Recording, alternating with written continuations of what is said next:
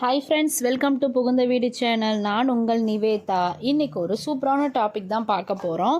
என்ன டாபிக்னு பார்த்தீங்கன்னா pregnancy positive அதாவது நாள் தள்ளி போய் பிளட் டெஸ்ட்டில் பாசிட்டிவ் ப்ரெக்னென்சி கிட்டில் தெரியல, பிளட் டெஸ்ட்டில் தெரியுது, அது மாதிரி விட்டு இப்போ என்னன்னா பிளட் டெஸ்ட்டில் தெரியுது, கிட்டில் தெரில, நான் என்ன பண்ணலாம், பாசிட்டிவாக நெகட்டிவான்னு எனக்கு தெரில அப்படின்ட்டு சில பேர் டவுட் கேட்குறீங்க.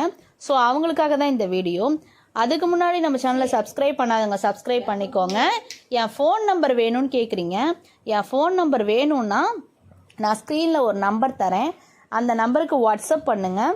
அஸ் பர் யூடியூப் ரூல்ஸ் என்னன்னு ஷேர் பண்ணுவாங்க. விருப்பம் இருந்தால் ஜாயின் பண்ணிக்கோங்க, இல்லைன்னா இக்னோர் பண்ணிக்கோங்க. வாங்க வீடியோக்குள்ளே போகலாம். ஸோ ப்ரெக்னென்சி எப்போ நீங்கள் செக் பண்ணணும்னு சொன்னீங்கன்னா பீரியட் டேட்லேருந்து 40வது நாள் செக் பண்ணணும்னு சொல்லியிருக்கேன். அதாவது உங்கள் டேட் மிஸ் ஆகி 10வது நாள் செக் பண்ணணும், இல்லைனா 11வது நாள் நீங்கள் செக் பண்ணலாம்.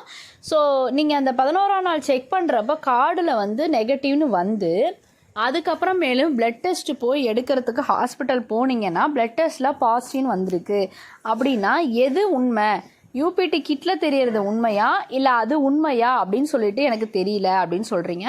ஸோ ஃபஸ்ட்டு பிளட் டெஸ்ட்டில் தெரிஞ்சால் ஹார்மோனோட வேல்யூ இன்க்ரீஸாக இருக்குன்னு தான் அர்த்தம்.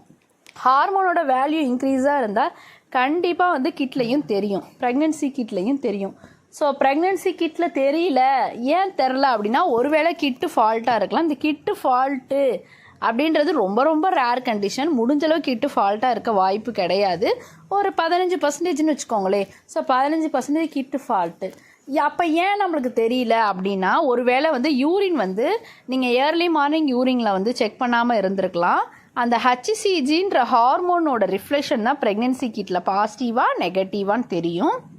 அந்த ஹார்மோனோட ரிஃப்ளெக்ஷன் ஏற்றத்தாழ்வோடு தான் இருக்கும். ஒரு நேரம் இன்க்ரீஸாக இருக்கும், ஒரு நேரம் டிக்ரீஸாக இருக்கும். அதனால் நீங்கள் அடிக்கடி செக் பண்ணுறப்ப ஒருவேளை பாசிட்டிவ் நெகட்டிவ்னு மாற்றி காட்டலாம்.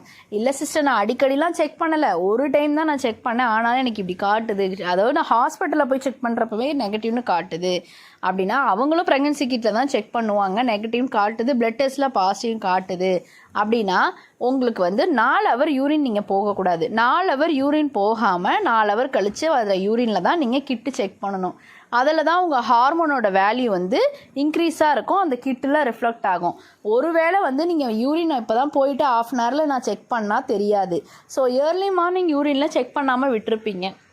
ஸோ ஹார்மோனோட லெவல் உங்களுக்கு சரியான முறையில் தெரிஞ்சிருக்காது. பட் பிளட் டெஸ்ட்டில் பாசிட்டிவ் வந்ததுன்னா நெக்ஸ்ட்டு டாக்டர் என்ன பண்ணுவாங்க அப்படின்னா அடுத்தது ஸ்கேன் பார்க்குறதுக்கான ஸ்டெப்பு எடுப்பாங்க, இல்லைனா வெஜைனா வழியாக செக் பண்ணுவாங்க. ஸோ வெஜைனா வழியாக அவங்க எக்யூப்மெண்ட்டை விட்டு செக் பண்ணுவாங்க. சில டாக்டர் வயசான டாக்டரு, ரொம்ப ஏஜ்டான டாக்டர், ரொம்ப வருஷமாக அந்த ஹாஸ்பிட்டல் இருக்குன்னா கை விட்டே செக் பண்ணுவாங்க. கை விட்டு செக் பண்ணுறப்ப அவங்களுக்கு பேபி இருக்கா இல்லையான்றது தெரிஞ்சிடும். சில பேர் இப்போலாம் மோஸ்ட்லி எக்யூப்மெண்ட் விட்டு தான் செக் பண்ணுறாங்க. ஸோ அந்த எக்யூப்மெண்ட்டில் பார்க்குறப்ப பேபி இருக்கா இல்லையான்னு தெரிஞ்சிடும். அதுலேயும் தெரியல, எங்களுக்கு சரியாக கணிக்க முடியலன்னா ஸ்கேன் எடுத்துகிட்டு வர சொல்லுவாங்க. ஸோ ஸ்கேன் ரிப்போர்ட்டில் உங்களுக்கு கிளியராக பேபி இருக்கா இல்லையான்றது கிளியர் ரிப்போர்ட்டாக கொடுத்துருவாங்க. ஸோ உங்களுக்கு ப்ரெக்னென்சி சிம்டம்ஸ் இதில் ரொம்ப முக்கியம். இந்த ஸ்கேனு, பிளட் டெஸ்ட்டு, யூபிடி கிட்டு இதெல்லாம் விட்டுருங்க. இதுக்கு மேலே ப்ரெக்னென்சி சிம்டம்ஸ் ரொம்ப ரொம்ப முக்கியம். உங்களுக்கு யூரின் அடிக்கடி வருதா, பேக் பெயின் இருக்கா, அந்த 2 சிம்டம்ஸ் மட்டுமே போதும். உங்களுக்கு இந்த 2 சிம்டம்ஸ் இருந்தால் கட்டாயம் உங்களுக்கு ப்ரெக்னென்ட் ஆகிறதுக்கு வாய்ப்புகள் இருக்குது.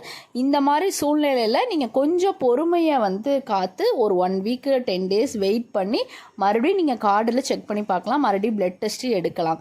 அதில் வேல்யூ மறுபடியும் இன்க்ரீஸ் ஆனிச்சு, கிட்டில் பாசிட்டிவ் வந்ததுன்னா பாசிட்டிவ் தான். இல்லை வேல்யூ டிக்ரீஸ் ஆகிடுச்சு, மறுபடியும் கிட்டில் நெகட்டிவ் அப்படின்னா நெகட்டிவ். ஸோ ஸ்கேனில் கூட சில பேருக்கு லேட்டாக தெரியலாம் பேபி. ஒரு இர்ரெகுலர் பீரியட்னா கண்டிப்பாக லேட்டாக தெரியும். சில பேருக்கு இப்போலாம் ரெகுலர் பீரியட்னா கூட லேட்டாக கூட க்ரௌத் ஆகிறதுக்கு வாய்ப்புகள் இருக்குது. ஸோ நீங்கள் பொறுமையாக வெயிட் பண்ணி செக் பண்ணி பாருங்கள். இதுதான் இதுக்கான சொல்யூஷன்.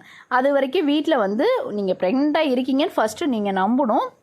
நீங்கள் நம்பினாதான் உங்கள் பேபி உங்களை நம்பி உங்கள் வயிற்றுக்கு வரும். ஸோ நம்பிக்கையாக இருங்க, உங்களோட தெய்வத்தை கும்பிடுங்க. நீங்கள் கிறிஸ்டினாக இருந்தால் நல்லா இயேசுநாதரை ப்ரே பண்ணிக்கோங்க. முஸ்லீமாக இருந்தால் உங்கள் அல்லா சாமியை நல்லா வந்து நீங்கள் தொழுவுங்க. அதே போல் ஹிந்துக்கள்னால் நீங்கள் உங்களோட குலசாமி, உங்களுக்கு பிடிச்ச சாமி எந்த சாமியாக இருந்தாலும் நல்லா வணங்குங்க. எப்படின்னா வந்து இந்த இந்த இந்த இது செய்கிறேன் அந்த இது செய்கிறேன்னு வேண்டிக்கோங்க. பேபி தெரிஞ்சால் வந்து தேங்காய் பழம் உடைக்கிறேன், உடனே நான் உன் சன்னதிக்கு வந்து பார்க்குறேன், அந்த மாதிரி நீங்கள் வேண்டிக்கோங்க. கண்டிப்பாக எல்லாத்துக்குமே ப்ரெக்னன்சி கன்ஃபார்ம் ஆகிடும்னு சொல்லி நானும் சாமிகிட்ட உங்களுக்காக வேண்டிக்கிறேன். Bye friends.